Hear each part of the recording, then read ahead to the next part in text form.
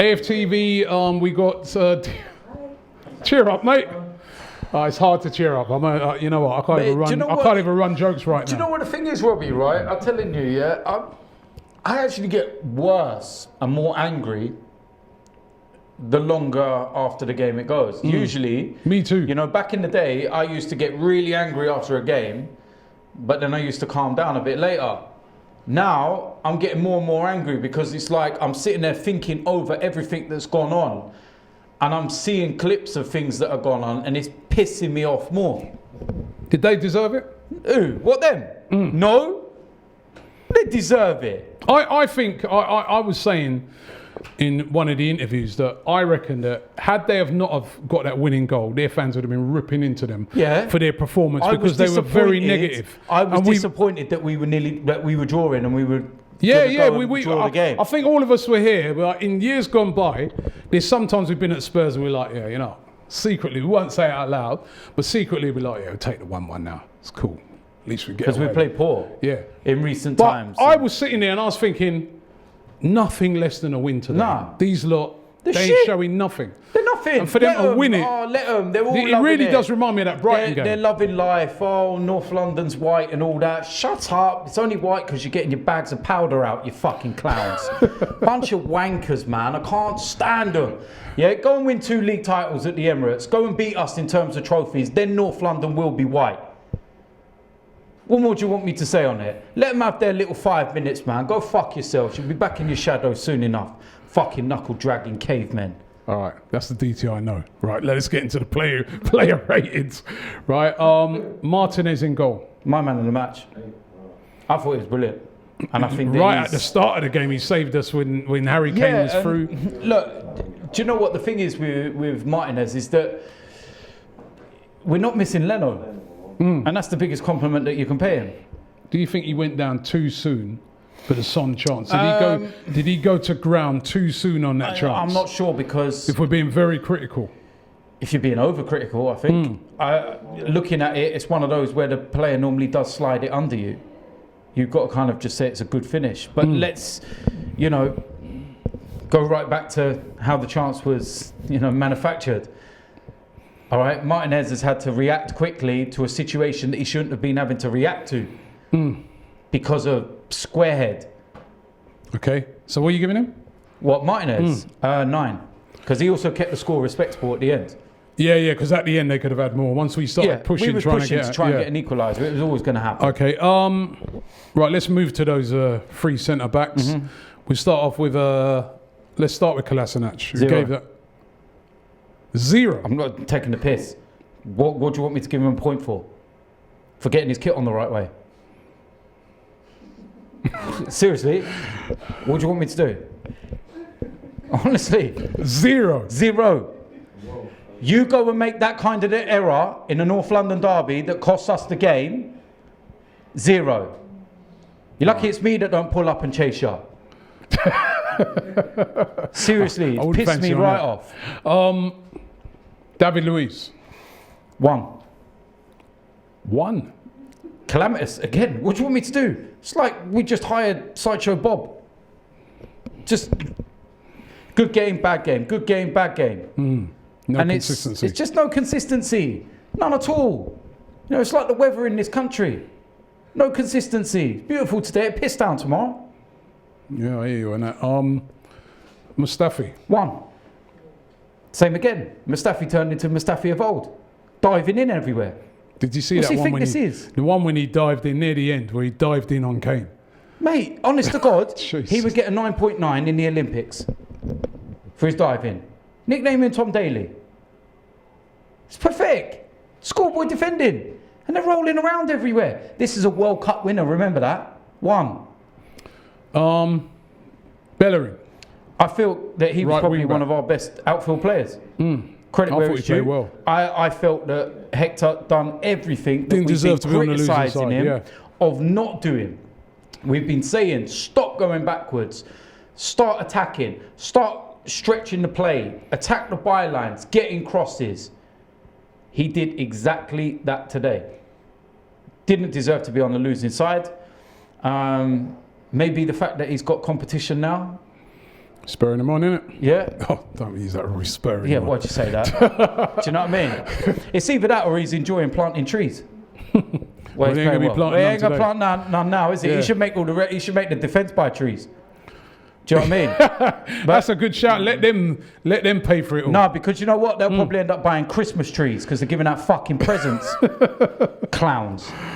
What are you giving? I'll give him an 8. I felt he had a really good performance today. Tierney on the other side. Quieter afternoon for him, but I think that Mourinho set up to stop that left-hand side because it's been so dangerous in recent weeks.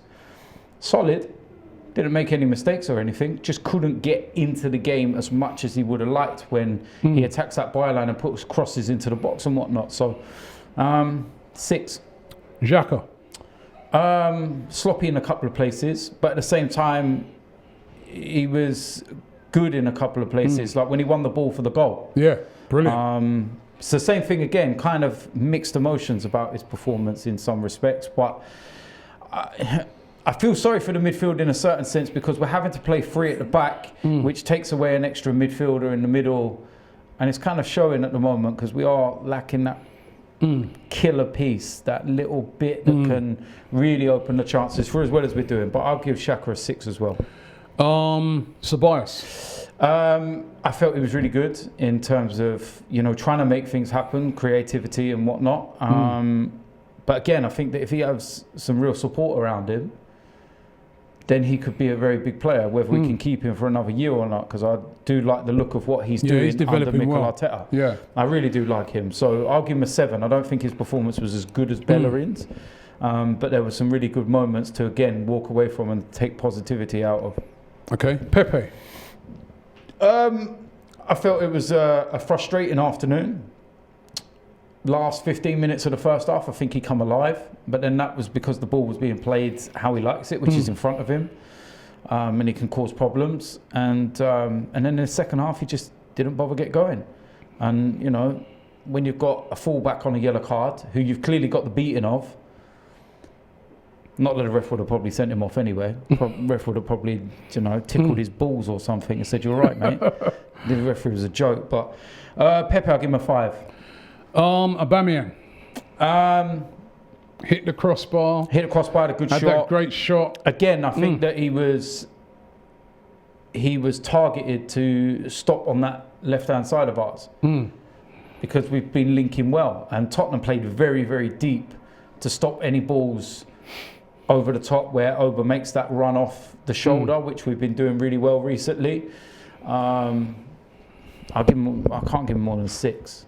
I don't think he was influential, but I don't think he had a bad game either. Lacazette scored a great goal. Scored a great goal. I felt he deserves to be on the losing side again after banging that. Yeah, I think that his hold-up play was very good today as well. I felt that he was linking and everything else, but no service.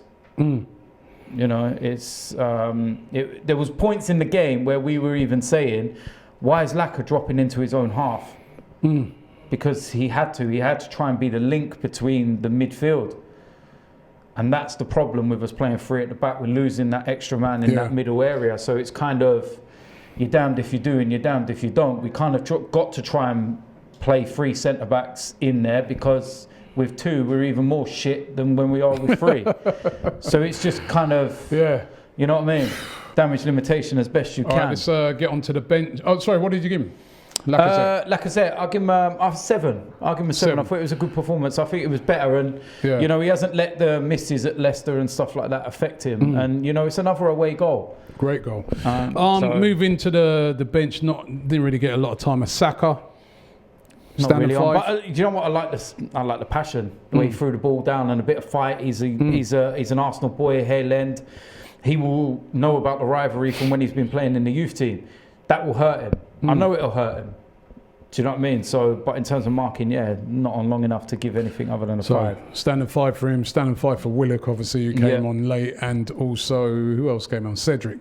Standing 5, Pepe. Sorry, Pepe? Where are you going? Arteta. My God. It's such a tough one because I'm looking at the games that we've lost in recent weeks, or like since Mikel Arteta's been here. Let's have a look, right? We go right back to the very beginning of his time here. We lose to Chelsea.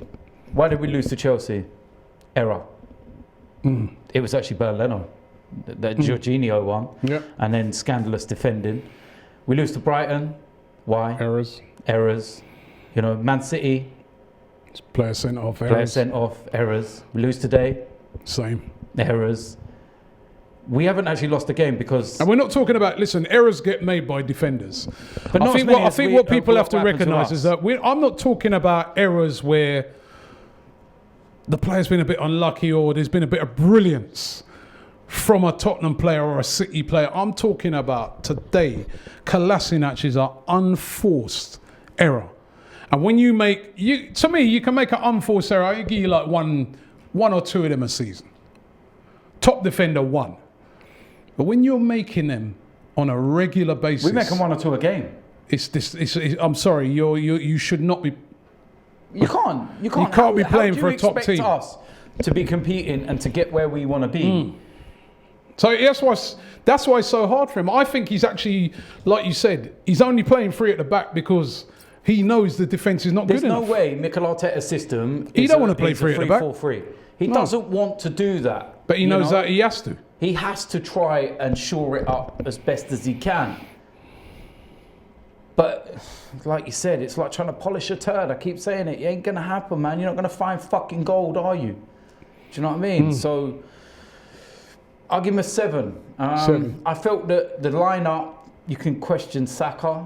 But then Pepe before is... Pepe's had 2 games without a game. He's fresh. Yeah, and he was in good form. He's a big-time player. And he was in good form. And Saka's played a lot of games. Yeah. You know, so I look at that. He was justified in keeping Bellerin in the side. You know, and his faith in certain people is what's been his downfall again.